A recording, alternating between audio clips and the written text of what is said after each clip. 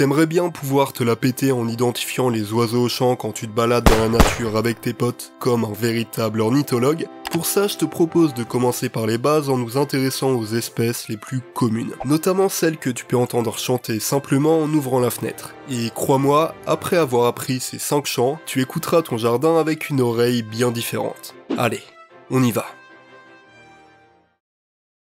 On commence simple avec un oiseau que vous connaissez tous par cœur, le moineau domestique. Ce petit oiseau au plumage brun et gris est un habitué des constructions humaines à proximité desquelles il va construire son nid. Si tout le monde sait à quoi ressemble le moineau, son chant est une manière très simple de le détecter à plusieurs dizaines de mètres sans même le voir. Ici, finalement, il est plus question de parler de cris que de chant, étant donné que le moineau domestique est loin d'être un virtuose. Mais j'ai quand même voulu l'évoquer étant donné qu'il est très simple à apprendre et que c'est un oiseau très commun dans les jardins.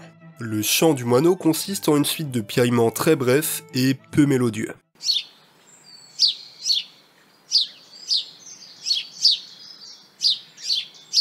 Généralement, les individus sont en groupe et se répondent entre eux, ce qui donne vraiment l'impression d'une dispute.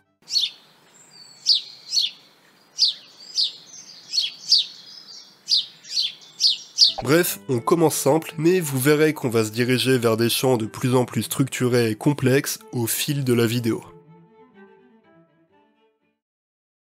Bon, ça peut paraître étonnant car finalement il est pas si connu en comparaison aux mésanges et autres rouges-gorges, mais le pinson des arbres est littéralement l'oiseau le plus commun de France. Avec un plumage orangé chez le mâle, des barres blanches sur les ailes et un bec conique conçu pour becqueter des graines, le pinson des arbres se reconnaît aisément à son chant. C'est bien simple, le mec répète toujours la même strophe. Et ce jusqu'à 1000 fois par jour. Ça commence par un tititi bégayant et ça finit par titu.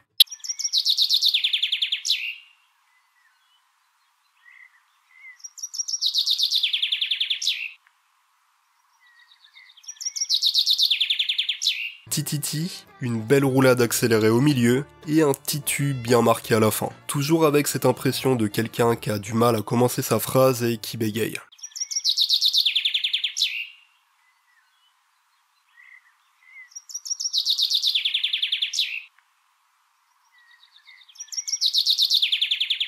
Vous pourrez retrouver le pinson dans une grande diversité de milieux à partir du moment où il y a des arbres et des zones arbustives, raison pour laquelle il apprécie grandement les parcs et les jardins. Vous l'attendez et il est temps pour moi de vous présenter l'un des oiseaux les plus appréciés, notamment car il est très coloré et qu'il vient fréquemment à la mangeoire, la mésange bleue. Bon déjà, sachez qu'en France, il existe 7 espèces de mésanges. Et là, j'ai décidé de vous parler de la plus iconique. La mésange bleue qui se distingue facilement de la mésange charbonnière par sa taille plus petite et par sa calotte complètement bleue, émet des sonorités très aiguës.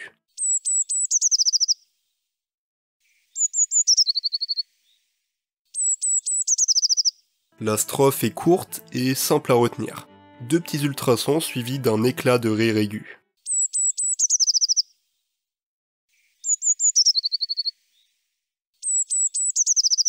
Vous pourrez facilement détecter la mésange bleue dans votre jardin en vous basant sur son chant caractéristique, qui je trouve correspond très bien à son physique coloré, petit et vitaminé.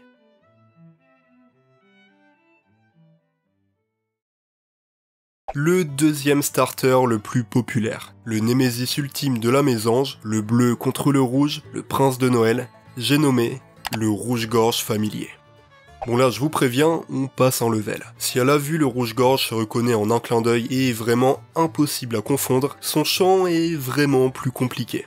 Contrairement aux autres chants présentés plus tôt, le rouge-gorge n'a pas un schéma bien structuré et reconnaissable. Au contraire, il est constamment en impro. Et personnellement, je pense que le plus important, c'est vraiment de capter le timbre de sa voix, plutôt que d'essayer de comprendre son schéma qui est complètement aléatoire.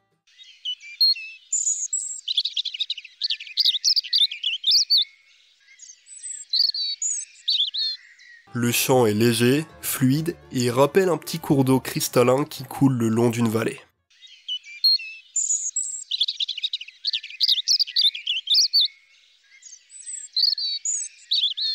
Dans le jardin, le rouge-gorge est très actif, et c'est l'un des rares oiseaux à continuer à chanter pendant l'hiver, raison pour laquelle l'image du rouge-gorge est fréquemment associée aux fêtes de Noël.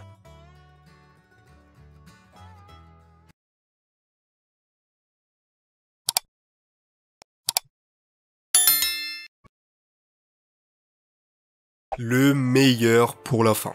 Simple et efficace, le merle noir est l'un des chanteurs les plus talentueux. Vous l'avez tous déjà vu au moins une fois. Le mâle est entièrement noir avec un bec jaune, tandis que la femelle est dotée d'un plumage brun beaucoup plus terne. Et ça d'ailleurs c'est une règle générale en ornithologie, les femelles ont toujours des couleurs assez tristounées. Souvent aperçu en train de picorer des vers de terre ou des fruits tombés au sol, le merle noir est l'un des plus beaux chants du règne animal.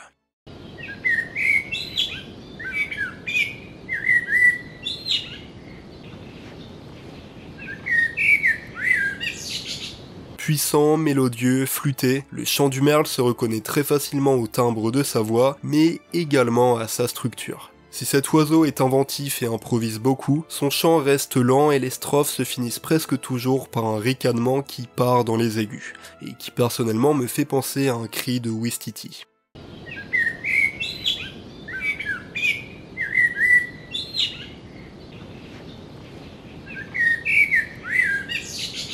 Le merle est l'un des premiers oiseaux à chanter le matin, et il se couche très tard, pour le plus grand plaisir de nos oreilles.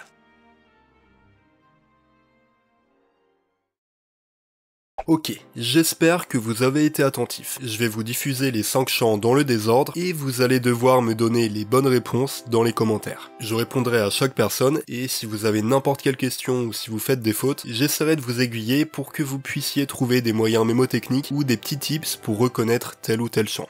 L'ornithologie est une science très complexe et tout particulièrement l'étude des chants est quelque chose de très subjectif. Donc le meilleur conseil que je peux vous donner, c'est simplement de passer du temps dans la nature, de vous exercer et de trouver vos propres techniques pour retenir les chants. Il n'y a vraiment rien tel que le terrain et prenez cette vidéo comme une petite initiation. Allez, je vous souhaite bonne chance.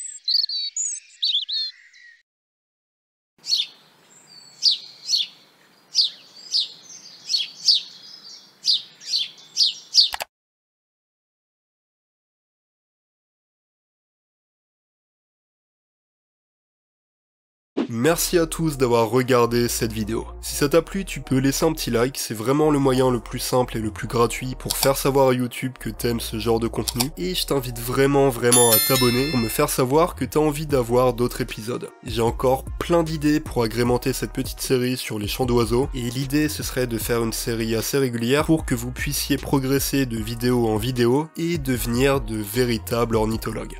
Voilà, en tout cas, je te laisse me donner les réponses du blind test dans les commentaires, et je t'invite également à me donner ton chant préféré parmi les 5 espèces présentées dans la vidéo. C'est tout ce que j'avais à dire, t'étais à bord du Nautilus, j'espère que t'as passé un très bon voyage, et moi je te dis à dans 2 semaines pour toujours plus d'aventures.